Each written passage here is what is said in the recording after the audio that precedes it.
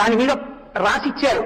నేను 1 పక్కన 14 సంఖ్య కలిగినటువంటి రామమాలలు, బంగారు మాలలు తీసుకున్నటువంటి కారణం చేత 100కి 10 చప్పున ప్రతి నెలా వడ్డీ కడుతూ ఈ అప్పు తీరుస్తాను, నా పెళ్లికి ఈ ద్రవ్యం అప్పుచ్చుకుంటున్నాను. శ్రీ వెంకటేశ్వర అని సంతకం పెట్టారు. చూస్తున్నాడు అలా కుబేరుడు. ఏమి ఇవ్వమే అన్నారు. మీరు సంతకం పెట్టారు బాగుంది, కానీ సాక్ష్యం ఎవరన్నారు. అయ్యో బాబోయ్, సాక్ష్యం అంటే ఏమనుకోకండి, యుగ లక్షణం, సాక్ష్యం ఉంటే బాగుంటుంది. శివుడి వంక చూశారు. అయ్యో నీ పెట్టకపోవడం ఏమిటి, మన ఇద్దరం ఒకటే పరమశివం అని సంతకం పెట్టాడు. ఆయన అలాగే వస్తున్నాడు కుబేరుడు.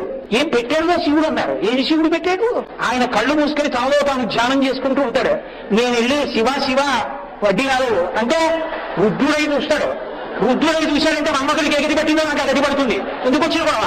ఆయన సాక్ష్యం పెట్టారు, మంచిదే, అన్ని వేళలా దగ్గరికి వెళ్ళారు. వడ్డీయా ఏమన్నా ఇప్పుడా అంటే అందుకని కాస్త ఎప్పుడు తిరిగిగా ఉండి చూస్తుండే ఉండే ఆయన్ని ఎవరినన్నా పెట్టమనందని ఇలా చూపించాడు బ్రహ్మగారిని. బ్రహ్మగారు చూసా, ఈ బాబోయ్ నేను అప్పుడు సాక్ష్యమా అని చతుర్ముఖ బ్రహ్మగారు బ్రహ్మ అని చేతి చేవురాలు చేసి సంతకం